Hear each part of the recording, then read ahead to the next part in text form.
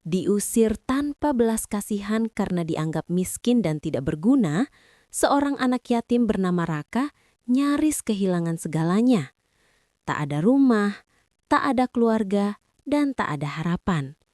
Namun siapa sangka, dari sebuah sungai sepi dan seekor ikan mas yang ia temukan, takdirnya berubah selamanya dengan cara yang tak pernah dibayangkan. Sebelum kita mulai, tulis di kolom komentar dari kota mana kamu menonton. Raka adalah seorang anak yatim berusia 12 tahun yang tinggal sendirian di sebuah desa kecil di pinggir sungai.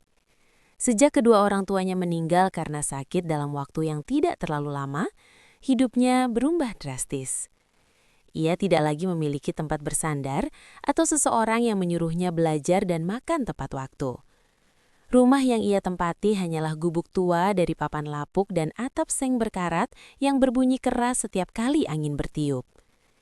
Letaknya sedikit terpencil, berdiri di atas tanah kosong yang ditumbuhi rumput liar dan semak kecil. Jika hujan turun deras, air sering merembes masuk dari celah-celah dinding kayu yang sudah renggang. Setiap pagi, sebelum matahari benar-benar tinggi, Raka sudah terbangun oleh suara ayam berkokok dan gemericik air sungai. Ia tidur di atas tikar tipis yang digelar langsung di lantai tanah. Di sudut gubuk hanya ada satu meja kecil peninggalan ayahnya dan sebuah ember untuk menampung air. Tidak ada lemari, tidak ada tempat tidur layak, apalagi peralatan mewah. Namun Raka terbiasa dengan keadaan itu. Ia bangun, melipat tikarnya dengan rapi, lalu duduk sejenak menatap cahaya pagi yang masuk melalui celah papan. Wajahnya masih menyimpan sisa masa kanak-kanak, tetapi tatapannya terlihat lebih dewasa dari usianya. Tubuhnya kurus karena sering kekurangan makan, tetapi ia jarang terlihat mengeluh. Pakaian yang dikenakannya hanya 2 atau 3 pasang, itu pun sudah memudar warnanya. Meski begitu, ia selalu berusaha menjaga kebersihan dirinya. Ia mengambil air dari sungai untuk mandi dan mencuci bajunya sendiri. Tidak ada yang menyuruhnya, tidak ada yang mengawasi, tetapi ia ingin tetap terlihat rapi meski hidupnya serba kekurangan. Desa tempat Raka tinggal sebenarnya tidak terlalu ramai. Rumah-rumah warga berjajar tidak terlalu rapat, sebagian besar terbuat dari tembok sederhana dan sebagian lagi masih dari kayu. Dari kejauhan terlihat hamparan sawah yang luas dan jalan tanah yang akan becek saat musim hujan tiba. Warga desa mengenal Raka sebagai anak pendiam yang jarang merepotkan orang lain. Ia lebih sering berjalan menunduk, membawa ember atau karung kecil, berusaha mencari pekerjaan apa saja yang bisa memberinya upah. Meski hidup sendirian, Raka tidak pernah benar-benar membenci keadaannya. Ia hanya merasa sunyi. Saat sore hari dan langit mulai berubah jingga, ia sering duduk di depan gubuknya memandangi sungai yang mengalir tenang. Angin yang berhembus pelan menerbangkan debu dan daun kering di sekitarnya. Di saat seperti itu, rasa rindu kepada kedua orang tuanya datang tanpa bisa ia tahan. Namun ia hanya menarik nafas dalam-dalam dan menatap ke depan.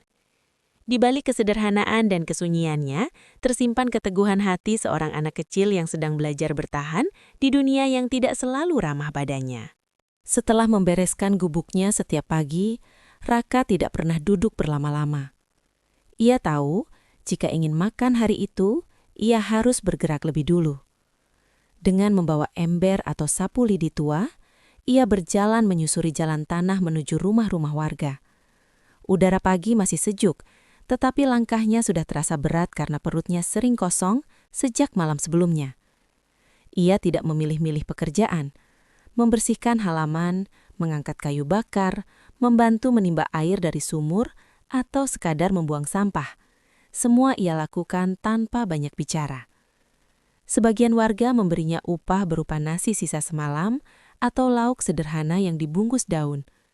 Ada juga yang hanya memberinya recehan dengan wajah datar, seolah bantuan itu adalah beban. Raka menerima semuanya dengan ucapan terima kasih pelan. Ia tidak pernah menawar atau meminta lebih. Baginya, sekecil apapun pemberian itu sangat berarti untuk menyambung hidup. Namun tidak semua orang bersikap baik. Ada beberapa yang memanfaatkan tenaganya tanpa memberi apa-apa. Mereka menyuruhnya bekerja lebih lama, lalu berkata bahwa pekerjaan itu belum cukup rapi untuk dibayar. Raka hanya menunduk dan pergi tanpa membantah. Ia pernah merasa kesal, tetapi ia tahu dirinya tidak punya pilihan. Jika ia melawan, mungkin ia tidak akan diberi kesempatan bekerja lagi. Di siang hari ketika matahari berada tepat di atas kepala dan panasnya menyengat kulit, Raka sering beristirahat di bawah pohon besar dekat sawah. Ia membuka bungkusan makanannya dengan hati-hati agar tidak ada butir nasi yang terbuang. Makanannya seringkali hanya nasi dengan sedikit garam atau tempe tipis. Ia mengunyah perlahan, mencoba membuatnya terasa lebih lama. Kadang, ia minum air sungai untuk menahan lapar jika jatah makanannya terlalu sedikit. Raka jarang bermain seperti anak-anak seusianya. Ketika anak-anak lain berlari-lari di lapangan atau tertawa bersama teman-teman mereka, ia justru sibuk membawa beban atau menyapu halaman. Sesekali ia menoleh ke arah mereka, bukan dengan iri yang dalam, tetapi dengan rasa sepi yang sulit dijelaskan. Ia sadar hidupnya berbeda, dan ia tidak punya waktu untuk mengeluh tentang itu. Menjelang sore, tubuhnya biasanya sudah terasa lelah. Telapak tangannya kasar dan kadang lecet karena terlalu sering mengangkat barang berat. Meski begitu, ia tetap menyempatkan diri membantu siapapun yang memanggilnya. Ia berharap semakin banyak orang melihat kerajinannya, semakin besar peluangnya untuk bertahan hidup. Suatu siang yang terik, ketika Raka baru saja kembali dari membantu seorang warga mengangkat karung padi, ia melihat dua orang pria berdiri di depan gubuknya. Salah satunya adalah Pak Darno, pemilik tanah tempat gubuk itu berdiri. Pria itu dikenal sebagai orang yang keras dan jarang tersenyum. Wajahnya tampak tegang. Tangannya bertolak pinggang sambil menatap bangunan reot itu dengan sorot mata tidak sabar. Di sampingnya berdiri seorang pria lain yang berpakaian lebih rapi, seolah sedang menilai sesuatu. Raka menghentikan langkahnya. Hatinya tiba-tiba tidak tenang. Ia berjalan mendekat dengan pelan, mencoba memahami apa yang sedang terjadi. Tanah di sekitar gubuknya memang bukan miliknya. Sejak dulu, ayahnya hanya diberi izin untuk menempati lahan kosong itu karena tidak ada yang menggunakannya. Selamat bertahun-tahun tidak pernah ada masalah, namun siang itu suasananya terasa berbeda. Pak Darno langsung berbicara tanpa basa-basi. Ia mengatakan bahwa tanah itu akan dijual dalam waktu dekat. Pembelinya ingin segera membersihkan lahan tersebut. Gubuk tua itu dianggap mengganggu dan harus dibongkar. Tidak ada tawar-menawar, tidak ada penjelasan panjang. Keputusan sudah dibuat. Ucapan itu terasa seperti petir di siang bolong. Bagi Raka, ia memandangi gubuk kecilnya, tempat yang menyimpan semua kenangan bersama orang tuanya. Disitulah ibunya dulu memasak dengan tungku sederhana. Disitulah ayahnya pernah duduk memperbaiki alat kerja sambil tersenyum. Meski hanya bangunan rapuh, tempat itu adalah satu-satunya yang ia miliki di dunia ini. Raka mencoba berbicara dengan suara pelan. Ia tidak meminta tanah itu menjadi miliknya. Ia hanya memohon diberi waktu untuk mencari tempat lain. Ia mengatakan bahwa ia tidak punya keluarga dan tidak tahu harus pergi kemana. Namun kata-katanya seperti tidak berarti apa-apa. Pak Darno tetap pada keputusannya. Tanah itu harus kosong secepatnya. Pria berpakaian rapi di samping Pak Darno bahkan sudah mulai mengukur langkah, memperkirakan luas lahan. Mereka berbicara tentang rencana pembangunan tanpa memperhatikan Raka yang berdiri mematung. Tidak ada yang bertanya, bagaimana nasibnya setelah ini? Bagi mereka, gubuk itu hanya bangunan tua. Bagi Raka, itu adalah rumah. Angin siang berhembus kencang, membuat atap seng berkarat berbunyi nyaring. Suara itu terdengar seperti keluhan panjang. Raka merasakan dadanya sesak. Ia sadar, mulai hari itu hidupnya akan berubah lagi. Bukan karena ia siap, tetapi karena keadaan memaksanya. Konflik yang selama ini hanya berupa kesulitan mencari makan, sekarang berubah menjadi ancaman kehilangan tempat berteduh. Dan untuk pertama kalinya sejak orang tuanya meninggal, Raka benar-benar merasa takut menghadapi hari esok. Keesokan paginya, sebelum matahari naik tinggi, beberapa orang sudah datang membawa linggis dan palu. Raka yang baru saja selesai mencuci muka di sungai, melihat mereka berjalan menuju gubuknya tanpa banyak bicara. Wajah mereka datar, seolah hanya sedang menyelesaikan pekerjaan biasa. Di belakang mereka berdiri Pak Darno dengan tangan bersedekap, mengawasi dari kejauhan. Tidak ada lagi pembicaraan atau kesempatan untuk meminta tambahan waktu. Semua sudah diputuskan. Raka berdiri kaku di depan pintu gubuknya. Ia tahu ia tidak punya kuasa untuk menghentikan mereka. Dengan langkah pelan, ia masuk ke dalam dan mulai mengumpulkan barang-barangnya. Tidak banyak yang bisa dibawa, hanya tikar tipis, beberapa potong pakaian, ember plastik dan foto kecil kedua orang tuanya yang sudah mulai pudar warnanya. Ia memasukkan semuanya ke dalam karung bekas beras. Tangannya bergerak cepat tetapi hatinya terasa berat. Suara palu mulai terdengar menghantam papan. Dinding kayu yang selama ini melindunginya bergetar keras. Debu beterbangan di udara. Atap seng yang berkarat ditarik paksa hingga menimbulkan bunyi berderit panjang. Raka keluar dari gubuk sambil memeluk karungnya erat-erat. Ia berdiri beberapa langkah menjauh, menyaksikan rumah kecilnya perlahan-lahan runtuh. Setiap papan yang jatuh seperti memutuskan satu kenangan yang tersisa. Beberapa warga desa menonton dari kejauhan. Ada yang berbisik pelan, ada yang hanya menggelengkan kepala. Namun tidak ada yang benar-benar maju untuk membela atau menghentikan pembongkaran itu. Raka merasa kecil di tengah kerumunan yang diam. Ia tidak marah, tidak berteriak, hanya menatap tanpa suara.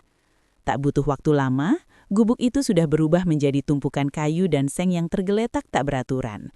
Tanah yang dulu menjadi tempatnya tidur kini terbuka begitu saja. Angin pagi meniup serpihan debu ke arah wajahnya. Ia menyeka matanya, tidak jelas apakah karena debu atau karena air mata yang mulai mengalir.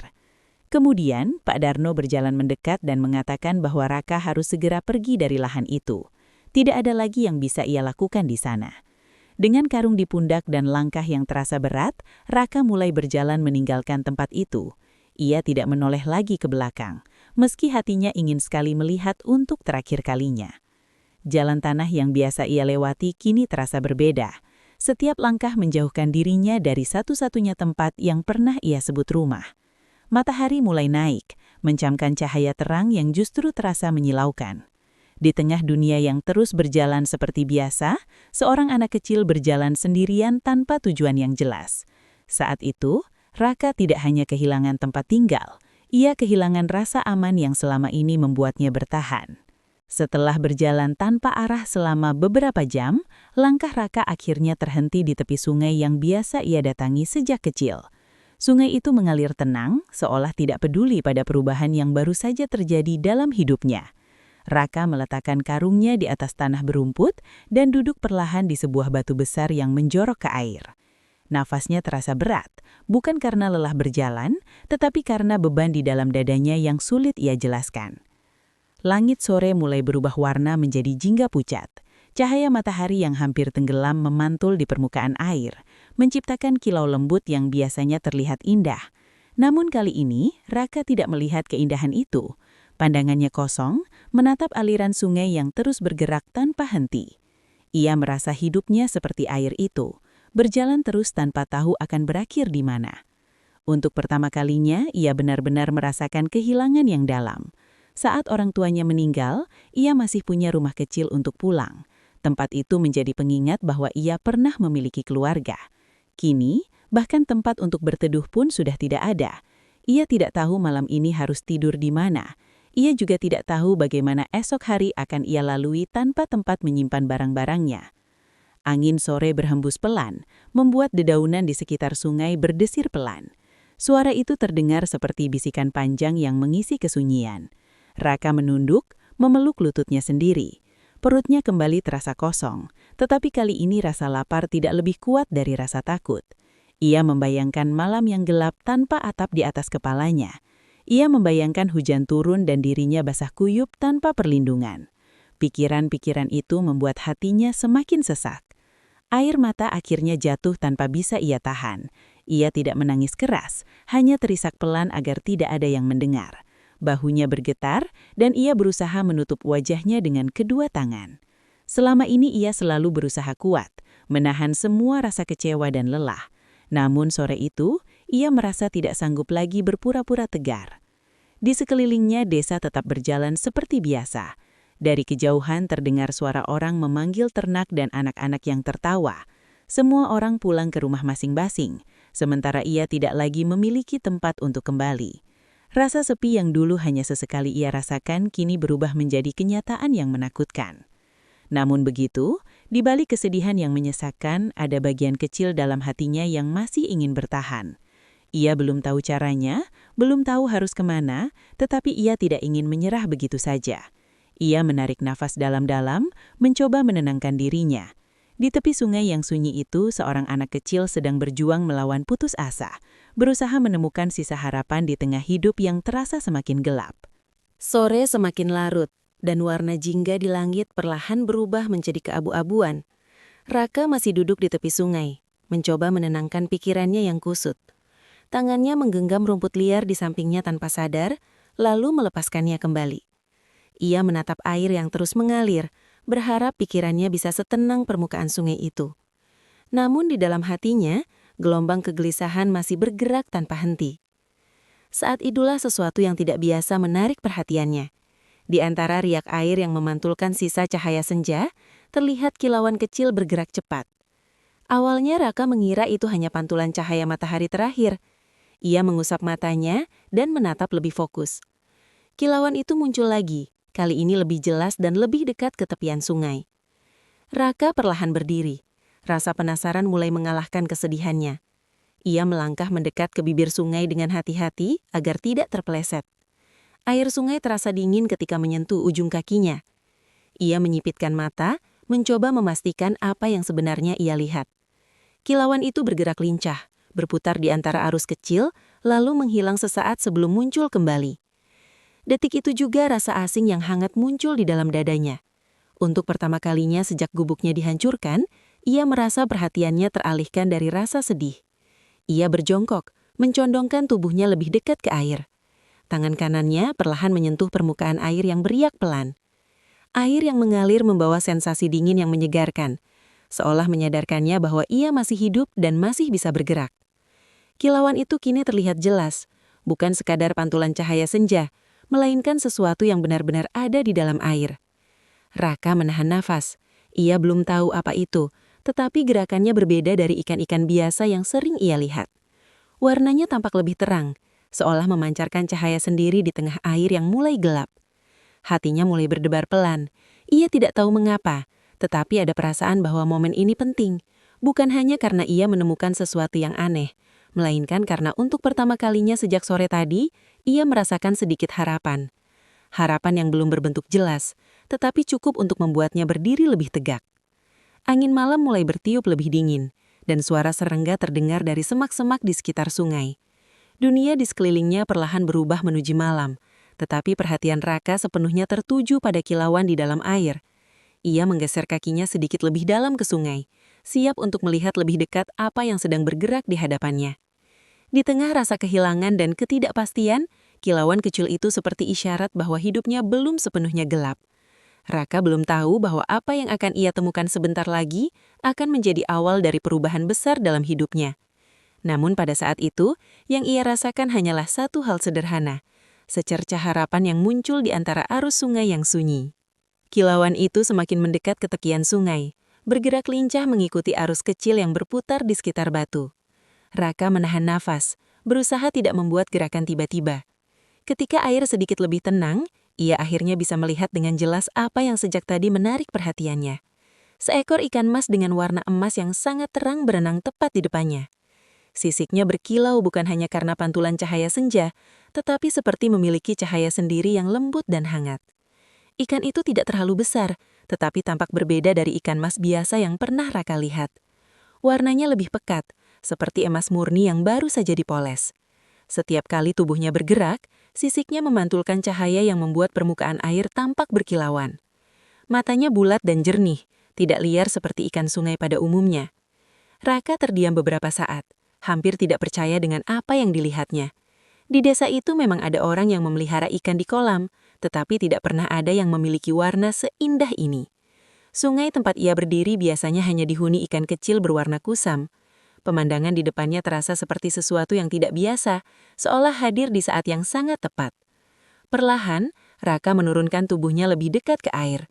Ia mengulurkan kedua tangannya, membentuk lingkaran kecil di dalam sungai. Gerakannya sangat hati-hati agar tidak membuat ikan itu kabur. Ikan mas tersebut justru tidak terlihat takut. Ia berputar sekali, lalu mendekat ke arah tangan Raka, seakan tidak menganggapnya ancaman. Dengan satu gerakan cepat namun lembut, Raka berhasil menangkap ikan itu di antara kedua telapak tangannya. Air memercik sedikit ketika ikan itu berusaha bergerak, tetapi tidak terlalu kuat. Raka mengangkatnya perlahan dari dalam air. Untuk sesaat, waktu terasa berhenti. Ia menatap ikan emas itu dengan campuran takjub dan bingung. Tubuh ikan itu terasa dingin dan licin, tetapi ada kehangatan aneh yang menjalar ke telapak tangannya. Jantung Raka berdetak lebih cepat. Dalam pikirannya terlintas satu hal sederhana. Ikan ini pasti sangat berharga. Jika ia menjualnya ke pasar, mungkin ia bisa mendapatkan uang yang cukup untuk makan beberapa hari. Bahkan mungkin menyewa tempat kecil untuk berteduh. Namun di sisi lain, ia juga merasa ragu. Ikan itu terlihat begitu indah dan tidak biasa. Cara ia berenang mendekat tadi membuat Raka merasa seolah ikan itu tidak sekadar hewan biasa. Mata jernihnya menatap lurus ke arah Raka, membuatnya sulit untuk berpikir hanya tentang keuntungan. Di tengah suara air yang terus mengalir dan langit yang semakin gelap, Raka berdiri memegang ikan emas di tangannya. Ia tidak tahu bahwa keputusan yang akan ia ambil setelah ini akan mengubah hidupnya selamanya. Yang ia tahu hanyalah bahwa di tangannya kini ada sesuatu yang berharga, di saat ia merasa tidak memiliki apa-apa lagi di dunia ini. Raka masih berdiri di tepi sungai dengan ikan mas emas di tangannya. Air dari tubuh ikan menetes perlahan ke tanah, membentuk titik-titik kecil yang cepat meresap. Dalam pikirannya, dua pilihan saling bertabrakan. Ia bisa membawa ikan itu ke pasar besok pagi dan menjualnya dengan harga tinggi. Dengan warna seindah itu, pasti banyak orang yang tertarik membelinya. Uang hasil penjualan mungkin cukup untuk menyewa kamar kecil atau membeli makanan untuk beberapa hari ke depan. Bayangan tentang perut yang kenyang dan tempat tidur yang lebih layak sempat membuat genggamannya menguat. Ia membayangkan tidak perlu lagi berjalan keliling desa meminta pekerjaan kecil hanya untuk sekeping nasi. Ia membayangkan bisa membeli selimut agar tidak kedinginan saat malam tiba. Semua itu terasa sangat mungkin jika ia memilih menjual ikan tersebut. Namun saat ia menunduk dan melihat ikan itu menggelepar pelan, hatinya mulai goyah. Ikan itu tidak bergerak liar seperti ikan lain yang ketakutan. Gerakannya justru pelan, seolah pasrah. Mata bulatnya yang jernih menatap Raka tanpa perlawanan. Entah mengapa, tatapan itu membuat dada Raka terasa sesak. Ia teringat bagaimana dirinya tadi siang berdiri tak berdaya saat gubuknya dihancurkan. Ia juga tidak mampu melawan, hanya bisa diam dan menerima keadaan. Perasaan itu membuat tangannya sedikit gemetar. Ia sadar bahwa ikan ini adalah kesempatan. Namun ia juga merasa bahwa mengambil kesempatan dengan mengorbankan makhluk kecil di tangannya terasa tidak benar. Sungai adalah tempat tinggal ikan itu, sama seperti gubuk yang tadi dihancurkan adalah tempat tinggalnya. Jika ia membawa ikan ini pergi, berarti ia melakukan hal yang sama seperti yang dilakukan orang-orang kepadanya. Raka menarik nafas dalam-dalam. Malam semakin turun dan udara terasa semakin dingin. Ia memejamkan mata sejenak, mencoba mendengarkan suara hatinya. Tidak ada orang yang melihat keputusannya, tidak ada yang akan menyalahkannya jika ia memilih menjual ikan itu. Keadaannya memang sulit, dan ia sangat membutuhkan uang. Namun perlahan genggamannya melonggar. Ia berlutut kembali di tepi sungai. Dengan hati-hati, ia menurunkan kedua tangannya mendekati permukaan air. Air sungai yang dingin menyentuh jarinya lebih dulu, sebelum akhirnya tubuh ikan itu kembali terendam. Untuk beberapa detik, ikan tersebut masih berada di antara telapak tangannya. Raka membuka tangannya sepenuhnya. Ikan mas emas itu berenang pelan menjauh, berputar sekali seolah menoleh ke arahnya, lalu bergerak mengikuti arus. Raka hanya bisa menatap tanpa suara. Perutnya masih lapar, masa depannya masih tidak jelas, tetapi ada perasaan ringan yang muncul di dadanya. Ia mungkin kehilangan kesempatan mendapatkan uang, tetapi ia tidak kehilangan hatinya. Di tengah kesulitan yang menekan dari segala arah, Raka memilih tetap menjadi anak yang turus. Dan tanpa ia sadari, keputusan sederhana di tepi sungai itu sedang membuka jalan menuju sesuatu yang jauh lebih besar daripada sekadar uang hasil penjualan seekor ikan. Setelah ikan mas itu berenang menjauh, Raka tetap berlutut di tepi sungai. Ia menatap ke arah arus yang mulai gelap, mencoba memastikan bahwa keputusannya tadi tidak akan ia sesali.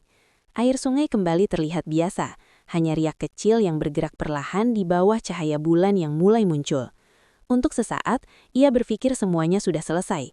Ia telah melepaskan satu-satunya hal berharga yang ia temukan hari itu. Raka berdiri perlahan dan hendak meraih karungnya. Namun tiba-tiba, air di depannya bergetar tidak seperti biasa. Riaknya membentuk lingkaran kecil yang semakin melebar. Kilauan emas yang tadi sempat menghilang, kini muncul kembali, lebih terang dari sebelumnya. Ikan mas itu berenang mendekat, berhenti tepat di hadapannya. Raka terdiam, ia tidak bergerak sedikit pun. Jantungnya berdetak lebih cepat saat melihat ikan itu mengangkat kepalanya sedikit ke atas permukaan air. Cahaya bulan memantul di sisiknya, membuat tubuhnya terlihat seperti potongan emas hidup. Lalu sesuatu yang tidak pernah ia bayangkan terjadi. Dari arah ikan itu terdengar suara lembut, pelan namun jelas.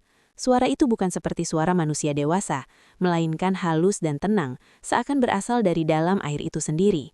Ikan mas itu berterima kasih karena Raka memilih untuk tidak menjualnya. Ia tahu tidak banyak manusia yang mampu menahan keinginan saat dalam kesulitan. Raka terasa kaku. Ia menoleh ke kiri dan ke kanan, memastikan tidak ada siapapun yang sedang mempermainkannya. Namun sungai tetap sunyi. Hanya ada dirinya dan ikan emas yang kini menatapnya dengan mata jernih. Rasa takut sempat muncul, tetapi lebih besar rasa herannya. Ikan itu kembali berbicara, menjelaskan bahwa kebaikan yang dilakukan dengan tulus tidak akan pernah sia-sia. Ia tahu Raka sedang berada dalam keadaan sulit. Ia tahu Raka baru saja kehilangan rumah dan tidak punya tempat untuk pulang.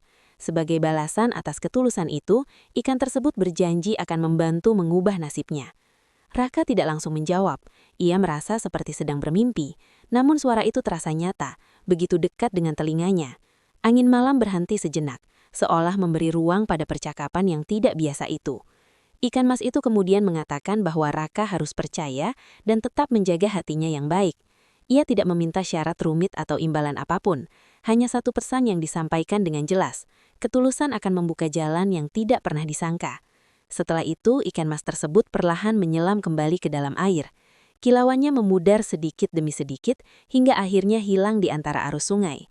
Raka masih berdiri terpaku, mencoba memahami apa yang baru saja terjadi. Di tengah kegelapan malam dan kesunyian tepi sungai, seorang anak yatim yang kehilangan segalanya baru saja menerima janji yang tidak masuk akal. Ia belum tahu bagaimana caranya, belum tahu kapan itu akan terjadi. Namun untuk pertama kalinya sejak diusir, hatinya dipenuhi harapan yang terasa lebih nyata daripada sebelumnya. Raka masih berdiri di tepi sungai dengan pikiran yang bercampur heran dan takut.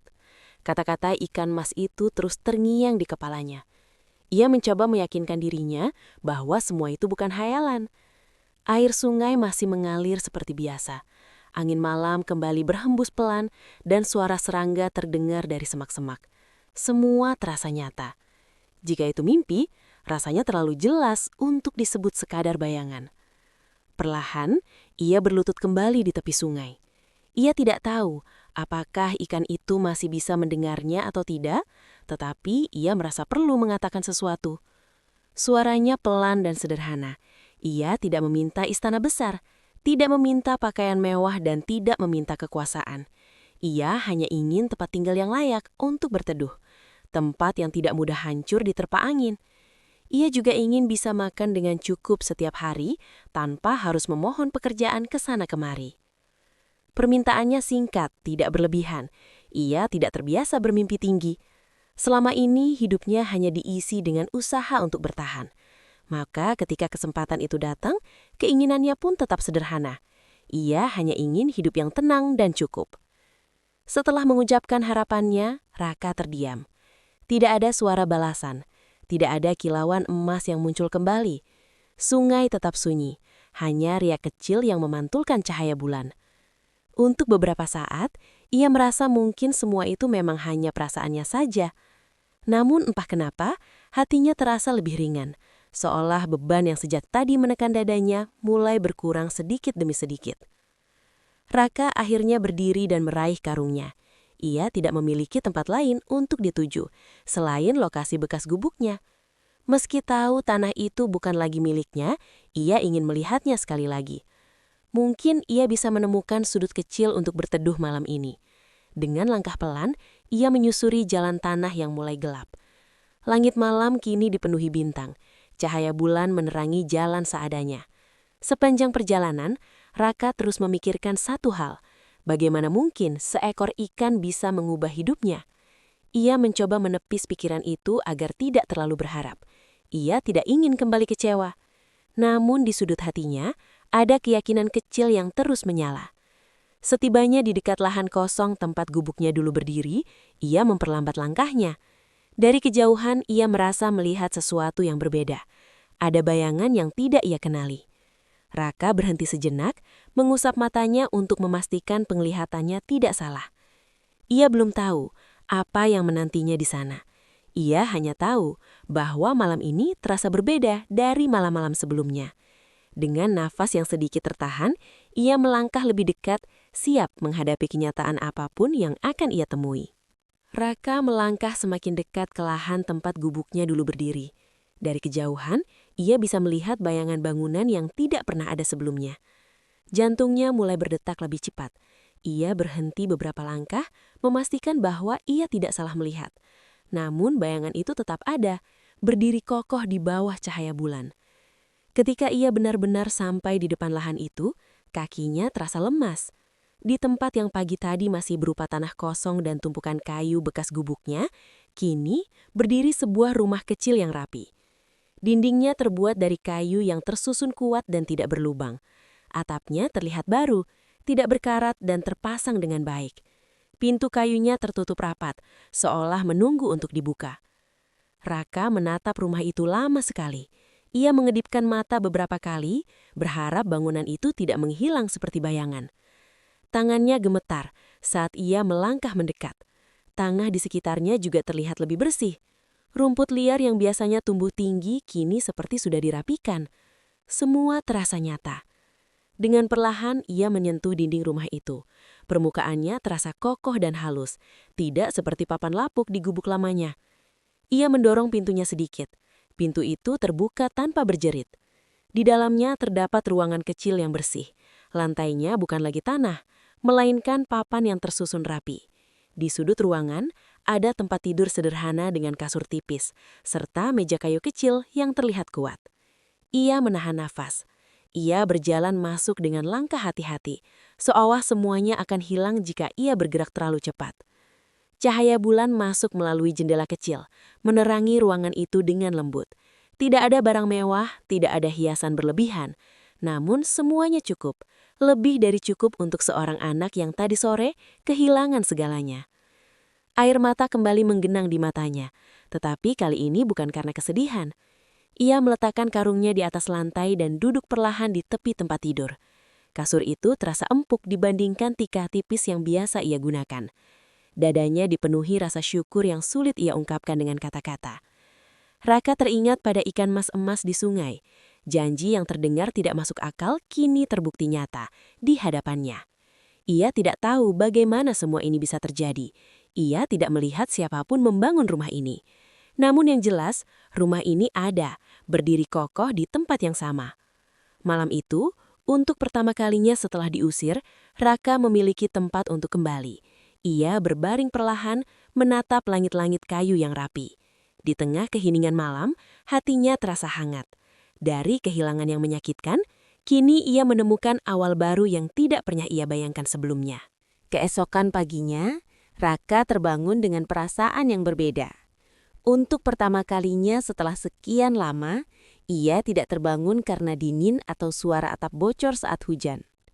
Ia membuka mata dan melihat dinding kayu yang tersusun rapi di sekelilingnya. Cahaya matahari masuk melalui jendela kecil, menerangi ruangan dengan hangat. Ia duduk perlahan di atas tempat tidur sederhana itu, sejenak memastikan bahwa semua ini bukan mimpi. Rumah itu tetap ada. Raka keluar dan berdiri di depan rumah barunya. Udara pagi terasa segar dan embun masih menempel di rumput. Ia memperhatikan tanah di samping rumah yang tampak berbeda dari sebelumnya. Tanah itu terlihat lebih gembur dan bersih, seolah sudah diolah dengan baik. Raka berjongkok dan menyentuh permukaannya. Tanah itu lembut dan tidak dipenuhi batu atau akar liar seperti biasanya. Dalam benaknya, muncul keinginan sederhana untuk mencoba menanam sesuatu. Ia teringat beberapa biji sayuran yang pernah diberikan warga sebagai upah. Selama ini, ia tidak punya lahan untuk menanamnya. Kini, dengan tanah yang tampak subur di depan mata, ia merasa memiliki kesempatan baru. Tanpa menunda, ia mulai membersihkan sisa rumput kecil yang masih tumbuh dan membuat lubang-lubang kecil untuk menanam benih. Hari itu ia bekerja dengan semangat yang berbeda. Meski tubuhnya tetap kurus dan tenaganya terbatas, hatinya terasa ringan. Ia menyiram tanah dengan air sungai, memastikan setiap benih tertutup dengan baik. Setelah selesai, ia berdiri dan menatap lahan kecil itu dengan harapan. Ia tidak tahu apakah benih itu akan tumbuh, tetapi ia percaya usaha tidak akan mengkhianati hasil. Beberapa hari kemudian, sesuatu yang mengejutkan terjadi. Tunas-tunas hijau kecil mulai muncul lebih cepat dari yang ia perkirakan. Tanaman itu tumbuh dengan subur, daunnya lebar dan segar. Dalam waktu yang tidak terlalu lama, lahan kecil itu berubah menjadi kebun sederhana yang menghasilkan sayuran lebih banyak dari biasanya. Raka mulai memanen hasilnya dan membawanya ke pasar desa. Orang-orang terkejut melihat kualitas sayurannya yang segar dan besar. Banyak yang ingin membeli. Uang yang ia dapatkan lebih banyak dari biasanya. Ia tidak lagi hanya mengandalkan pekerjaan kecil dari rumah ke rumah. Kini ia memiliki hasil sendiri. Hari demi hari, kebunnya semakin berkembang. Setiap kali ia menanam, hasilnya selalu baik. Raka mulai menyisihkan sebagian uangnya untuk membeli lebih banyak bibit. Tanah kecil di samping rumah itu menjadi sumber penghidupan yang stabil. Raka menyadari bahwa perubahan dalam hidupnya tidak hanya datang dalam bentuk rumah baru, tetapi juga kesempatan untuk mandiri. Ia tidak lagi sekedar bertahan hidup dari belas kasihan orang lain. Kini ia bekerja untuk dirinya sendiri dan hasilnya terus mengalir. Dari lahan kecil yang dulu kosong, tumbuh harapan yang semakin nyata dan masa depan yang mulai terlihat cerah. Beberapa bulan berlalu sejak kebun kecil itu mulai menghasilkan. Rumah Raka tetap berdiri kokoh dan kehidupannya perlahan menjadi lebih teratur. Ia tidak lagi tidur dengan rasa cemas dan perutnya tidak lagi sering kosong. Namun, suatu pagi, ketika ia sedang membersihkan bagian belakang kebunnya untuk memperluas area tanam, sesuatu yang keras mengenai ujung cangkulnya. Suara benturan itu berbeda dari biasanya. Bukan suara batu kecil atau akar pohon. Raka berhenti dan mengernyit. Ia mencoba mencangkul lagi di tempat yang sama, kali ini lebih pelan. Bunyi tok kembali terdengar, jelas dan berat. Rasa penasarannya membuatnya berlutut dan mulai menggali dengan tangan. Tanah di sekitar benda itu terasa lebih padat. Semakin dalam ia menggali, semakin jelas terlihat sudut kayu yang tertanam di dalam tanah. Napas Raka mulai tidak teratur. Ia membersihkan sisa tanah dengan hati-hati hingga tampak sebuah peti kayu berukuran sedang. Kayunya terlihat tua tetapi masih utuh. Tidak ada tanda atau tulisan di permukaannya. Raka terdiam beberapa saat. Pikirannya dipenuhi berbagai kemungkinan. Siapa yang mengubur peti ini? Sejak kapan benda itu berada di sana? Mengapa selama ini tidak pernah terlihat? Tangannya sedikit gemetar saat ia berusaha mengangkat peti itu keluar dari lubang. Beratnya cukup terasa untuk anak seusianya, tetapi ia tetap memaksakan diri hingga akhirnya peti itu tergeletak di atas tanah. Ia duduk di depannya, menatap penutup kayu yang tertutup rapat. Jantungnya berdetak keras, terdengar jelas di telinganya sendiri. Ada perasaan takut tetapi juga harapan yang tidak bisa ia jelaskan. Dengan perlahan, ia mengangkat pengunci kecil yang sudah berkarat. Ketika tutup peti itu terbuka, cahaya matahari pagi memantul dari sesuatu di dalamnya. Mata Raka membelak. Di dalam peti itu tersusun rapi emas batangan kecil dan beberapa perhiasan yang berkilau terang. Kilauannya jauh lebih menyilaukan daripada ikan mas yang dulu ia lepaskan di sungai. Untuk beberapa detik, ia tidak mampu berkata apa-apa. Tangannya gemetar saat menyentuh salah satu keping emas. Benda itu terasa berat dan dingin. Ia tahu, tanpa perlu penjelasan panjang, bahwa nilai semua itu sangat besar.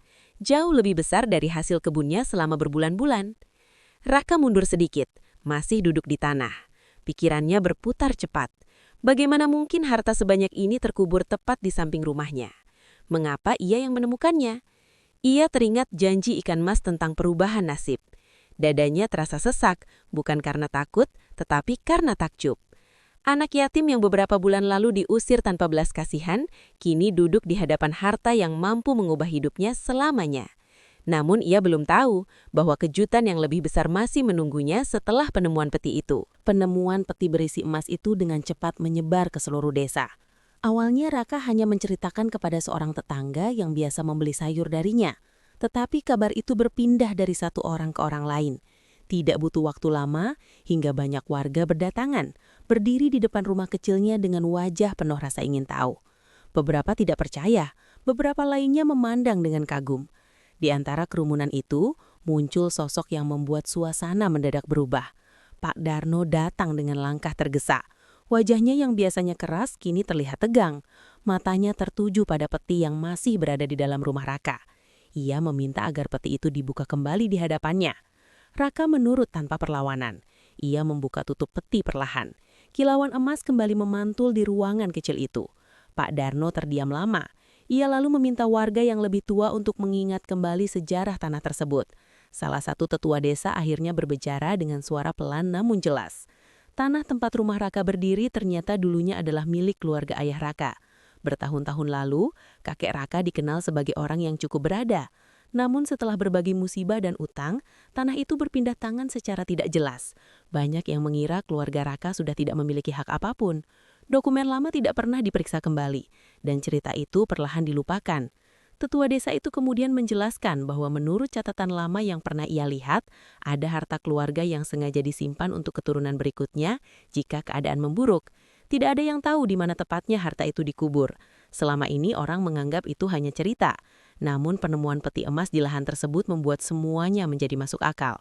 Pak Darno terlihat pucat. Ia menyadari bahwa tanah yang ia klaim dan hampir dijual itu kemungkinan besar memang warisan keluarga Raka. Ia pernah membelinya dengan harga sangat murah dari orang yang tidak jelas asal-usulnya, tanpa menelusuri sejarahnya lebih dalam. Kini, fakta itu terbuka di depan banyak orang. Suasana menjadi hening.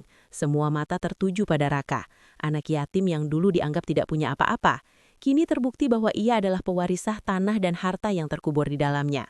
Raka sendiri berdiri diam, mencoba memahami kenyataan yang begitu cepat berubah. Ia tidak hanya menemukan emas, ia menemukan kembali jati dirinya. Ia bukan sekedar anak miskin yang menumpang di tanah orang. Ia adalah pewaris sah yang selama ini tidak mengetahui haknya sendiri. Kejutan itu bukan hanya tentang kekayaan, tetapi tentang kebenaran yang akhirnya terungkap. Dan pada saat itu, takdir Raka benar-benar berubah di hadapan seluruh desa. Sejak hari itu, kehidupan Raka benar-benar berubah, tetapi bukan hanya karena emas yang ia temukan. Setelah para tetua desa menelusuri kembali dokumen lama dan kesaksian orang-orang tua, tanah tempat rumah kecilnya berdiri resmi diakui sebagai milik keluarga Raka. Tidak ada lagi yang bisa mengusirnya, tidak ada lagi yang berhak merendahkannya. Kebenaran yang selama ini tersembunyi akhirnya berdiri tegak di hadapan semua orang. Raka tidak menjadi anak yang sombong. Ia tidak membangun rumah besar untuk memamerkan kekayaan. Ia justru memperbaiki rumah kecilnya dengan sederhana, membuatnya lebih kokoh dan nyaman. Sebagian emas itu ia gunakan untuk memperluas kebun, membeli bibit yang lebih baik dan memperbaiki saluran air agar sawah-sawah di sekitar rumahnya juga ikut subur. Ia juga membantu beberapa warga yang selama ini kesulitan, termasuk keluarga yang pernah memandangnya dengan rendah. Tidak ada kata balas dendam dalam hatinya. Ia memilih membalas penghinaan masa lalu dengan kebaikan, yang membuat orang-orang menunduk karena malu pada diri sendiri. Pak Darno yang dulu paling keras mengusirnya, akhirnya datang menemui Raka dengan wajah yang tidak lagi angkuh. Ia meminta maaf atas sikapnya di masa lalu. Raka tidak memperpanjang kesalahan itu. Ia menerima permintaan maaf tersebut dengan tenang, bukan karena ia lupa tetapi karena ia tidak ingin hidupnya lagi dipenuhi rasa sakit yang sama. Desa itu perlahan berubah. Kebun Raka menjadi contoh bagi banyak orang. Ia membuka kesempatan kerja bagi pemuda desa, mengajarkan cara menanam dan mengelola hasil panen dengan baik. Kehidupan warga yang dulu sulit sedikit demi sedikit membaik. Anak yatim yang pernah tidur dalam ketakutan, kini justru menjadi penopang bagi banyak keluarga. Namun di antara semua perubahan itu, Raka tidak pernah melupakan satu hal. Seekor ikan mas yang ia lepaskan kembali ke sungai pada hari yang penuh kesedihan. Ia sering berdiri di tepi sungai saat senja, memandang aliran air yang tenang. Ia tidak pernah lagi melihat ikan itu muncul, tetapi ia tahu kebaikan kecil yang ia lakukan waktu itu telah membuka jalan bagi takdirnya. Raka akhirnya memahami bahwa kekayaan sejati bukan hanya emas yang berkilau, tetapi hati yang tetap bersih saat diuji oleh penderitaan. Dari seorang anak yang diusir karena miskin, ia tumbuh menjadi sosok yang dihormati karena kejujuran dan keteguhannya. Dan desa itu akan selalu mengingat kisah seorang anak yatim yang pernah dianggap tidak berarti, namun justru menjadi bukti bahwa nasib bisa berubah bagi siapa saja yang tetap berbuat baik meski dunia memperlakukannya dengan kejam.